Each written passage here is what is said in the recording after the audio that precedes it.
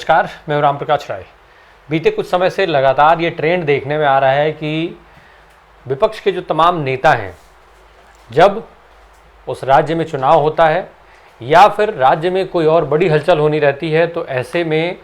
उन नेताओं के यहाँ ईडी सीबीआई का या तो समन पहुंच जाता है या फिर खुद ईडी और सीबीआई जैसी जांच एजेंसियों के सहारे कौन सी राजनीति की जा रही है, किस तरीके से आखिर ये छापेमारी केवल विपक्षी नेताओं के यहाँ क्यों होती है, ये सवाल बार बार उठाया जाता है। लगातार इन सवालों को लेकर के केंद्र की भारतीय जनता पार्टी जो सरकार है उसको घेरने का प्रयास होता है। बीजेपी के जो तमाम नेता हैं जो बयान देते हैं अलग अलग तरीके से, उन ईडी और सीबीआई के छापों के बदौलत उन पर कई तरीके के सवाल उठते रहे। दरअसल लंबे समय से ये देखा जा रहा है कि जिस राज्य में चुनाव होने होते हैं वहाँ के जो विपक्ष में बैठे बड़े नेता हैं या फिर उनके करीबियों के यहाँ सीबीआई ईडी जैसी एजेंसियों के छापे पड़ते हैं। जैसे इस वक्त महाराष्ट्र में होना है। महाराष्ट्र में आदित्य ठाकरे और संजय राउत के करीबियों के यहाँ छापेमारी हुई और कहा यह गया कि कोविड काल में जो पैसा खर्च किया गया था उसको लेकर के भ्रष्टाचार के आरोप लगे और इसी के चलते ये छापेमारी जो हुई है, ये छापेमारी कराई जा रही है, किसकी जांच की जाएगी। करीब 10 से 16 ठिकानों की अलग अलग खबरें आ रही थी, उसमें खबरें पुष्ट नहीं थी। पर सवाल ये उठता है कि आखिर महाराष्ट्र में इस वक्त छापेमारी क्यों? कोविड काल के दौरान जो खर्च हुए, इस तरीके से अनेकों ऐसे सवाल हैं कोविड काल के दौरान खर्चे को लेकर के जिसका जवाब सरकार आज तक नहीं दे पाती है। केंद्र की सरकार के ऊपर भी कोविड को लेकर के कई सारे आरोप लगते हैं। इंडियन की जो पीएम केयर फंड है उसको लेकर के बार बार सवाल उठाया जाता है। पीएम केयर फंड पर सरकार या भारतीय जनता पार्टी के जो नेता हैं वो कभी बात नहीं करते, कभी उस पर उठाए गए किसी सवाल का जवाब नहीं देते। पर कोविड काल के दौरान खर्च हुए उस पैसे का हिसाब, उस पैसे पर की जाँच अब अचानक से क्यों की जाने लगी? दरअसल कहा यह जा रहा है कि महाराष्ट्र में बीएमसी के चुनाव होने हैं। अब उन चुनावों की तैयारियां धीरे धीरे शुरू हो गई हैं। खबर यह भी है कि उद्धव ठाकरे ने 1 जुलाई के लिए ऐलान कर दिया है कि वो अपनी जो बीएमसी चुनाव के मद्देनज़र जो कारपोरेटर्स हैं शिवसेना से जुड़े हुए, उनको इकट्ठा करके एक अपनी ताकत दिखाने की तैयारी कर रहे हैं और इसी के मद्देनज़र ये सारी कार्रवाइयाँ शुरू हुई। बहरहाल इससे इतर जब हम और राज्यों में देखते हैं, चाहे वो दक्षिण के राज्य हों या उत्तर के राज्य, हम पहले भी देख चुके हैं जिस तरीके से पश्चिम बंगाल में ममता बनर्जी के भतीजे अभिषेक बनर्जी के साथ जो चीज़ें हुई, बिहार में उप मुख्यमंत्री तेजस्वी यादव के साथ जिस तरीके की चीज़ें हुई, अभी तेजस्वी यादव के साथ मार्च में ही उनसे 8-9 घंटे की लंबी पूछताछ चली। दिल्ली के मुख्यमंत्री अरविंद केजरीवाल से जिस तरीके की चीज़ें हुई,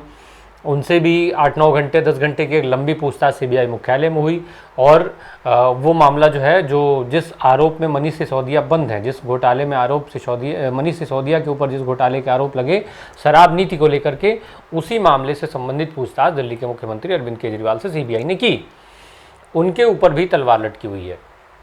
कहा यह जा रहा है कि सीबीआई और ईडी के सहारे भारतीय जनता पार्टी उन तमाम राज्यों में जो विपक्ष के बड़े चेहरे हैं उनके ऊपर दबाव बनाने की राजनीति कर रही है। वो उन नेताओं पर दबाव बनाती है ऐसे सवालों से, ऐसी कार्रवाइयों से, ताकि वो भारतीय जनता पार्टी के या तो भारतीय जनता पार्टी में शामिल हों या फिर वो जो जिस भी दल के हों वो दल भारतीय जनता पार्टी के साथ गठबंधन में आ जाए। अब जब से विपक्षी एकता की कवायद शुरू हुई है, विपक्ष में के तमाम वो दल जो भारतीय जनता पार्टी को सत्ता से बाहर करना चाहते हैं, जब से ये एक प्लेटफॉर्म पे आने की इनकी बातचीत शुरू हुई, तब से ये जो चीज़ें हैं वो कई तरीके की से और ज़्यादा मामलों के लेकर के चर्चा में है। अब तो यहाँ तक चर्चा हो रही है कि किसी भी समय अभिषेक बनर्जी, दिल्ली के मुख्यमंत्री अरविंद केजरीवाल, बिहार के उप मुख्यमंत्री और आरजेडी के इस समय चूँकि मुखिया हैं तेजस्वी यादव,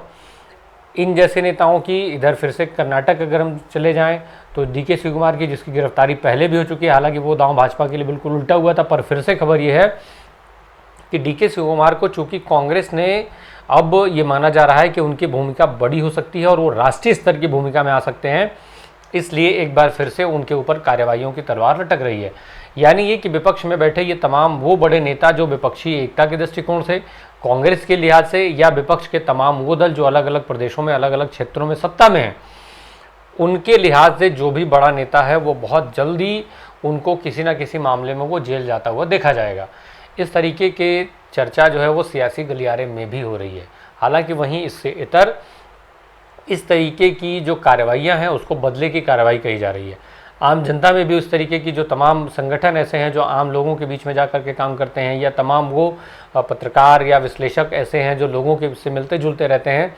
उनका ये कहना है कि जनता जो है इन कार्रवाइयों को अब समझ रही है और धीरे धीरे इसे जनता ये कहने लगी है कि ये कार्रवाइयाँ बदले की कार्रवाई होती है, राजनीति से प्रेरित कार्रवाई होती है। सवाल ये उठता है कि आखिर सरकार इन जांच एजेंसियों के सहारे कब तक नेताओं को डराती रहेगी और कब तक वो सियासत के इस रूप को लेकर के आगे बढ़ती रहेगी अपनी सत्ता को हासिल करने के लिए।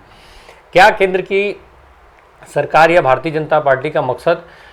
इस तरीके की जो कार्रवाइयाँ हैं उनसे केवल विपक्ष के नेताओं को तोड़ना या उनको डराना ही है? ऐसा भारतीय जनता पार्टी नहीं मानती। बीजेपी के जो नेता हैं वो ये कहते हैं, खुद इसके संबंध में गृह मंत्री का भी बयान आ चुका है, वो बार बार जब भी इस तरीके के सवाल उठते हैं तो वो ये कहते हैं कि ज़्यादातर मामले विपक्ष के नेताओं पे दर्ज हैं। 95%, 95% जो मामले ऐसे हैं वो विपक्ष के लोगों पर ही दर्ज हैं, इसलिए उनके ऊपर छापेमारी होती है। और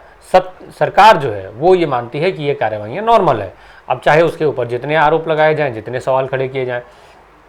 सरकार सीधे इन कार्रवाइयों को नॉर्मल कार्रवाई से, रूटीन कार्रवाई से जोड़ करके और सारे सवालों को ख़त्म कर देती है, सारे सवालों को दरकिनार कर देती है। वहीं इसके विपरीत विपक्ष जो है वो लगातार सरकार को लेकर के इसको घेरने की कोशिश में लगा रहता है कि आखिर सरकार कब तक ये बदले की कार्रवाई करती रहेगी, क्योंकि वो उदाहरण ये देते हैं कि आखिर वही नेता जिनके ऊपर आरोप लगे रहते हैं और वो जब भारतीय जनता पार्टी में शामिल हो जाते हैं तो वो पाक साफ कैसे हो जाते हैं, उनके ऊपर जो तमाम जांचें हैं वो बंद क्यों हो जाती हैं, क्यों आखिर वैसे लोग जो है सत्ता का सुख भोगने लगते हैं। कई सारे उसमें से ऐसे नेता जो विपक्ष में रहे उनके ऊपर आरोप लगे भ्रष्टाचार के और जब भाजपा में आ गए तो उनके ऊपर आरोप खत्म हो गए। हेमंता बिश्व शर्मा इसके जीते जागते उदाहरण है, पश्चिम बंगाल में शुभेंदु अधिकारी इसके उदाहरण है। तो ये वो नेता हैं जो जब विपक्ष में थे तो इनके ऊपर आरोप थे, जांचें हो रही थीं, और जब ये भाजपा में शामिल हो गए तो सारे आरोप खत्म, सारे भ्रष्टाचार खत्म, ये सारे नेता साधु संत हो गए, सात्विक हो गए, बिल्कुल साफ सुथरे हो गए, और इवन इनको राज्य में पार्टी ने अपना कमान सौंप दिया, इनको अपना सबसे बड़ा चेहरा बना लिया। तो इन सब के चलते, इन कार्रवाइयों के चलते ही ऐसी चीज़ों पर सवाल उठती हैं। इन्हीं उदाहरणों के चलते ऐसी कार्यवाहियां सवालों के घेरे में हैं जिनको लेकर के विपक्ष लगातार हमले कर रहा है। अब देखना ये होगा कि सरकार क्या वास्तव में आने वाले चुनावों के मद्देनज़र और विपक्षी एकता के बढ़ते प्रभाव के चलते इस तरीके की कार्रवाइयां कर रही है, या फिर ये कार्रवाइयां रूटीन में हैं, और विपक्ष के जो दल हैं वो कैसे खुद को इस कार्रवाई से बचा पाते हैं, किस तरीके से इस कार्रवाई से न टूटते हुए भी विपक्षी एकता के अपने जो उनके दावे हैं उसको बरकरार रख पाते हैं और ये दल एक दूसरे के साथ बने रह पाते हैं। धन्यवाद।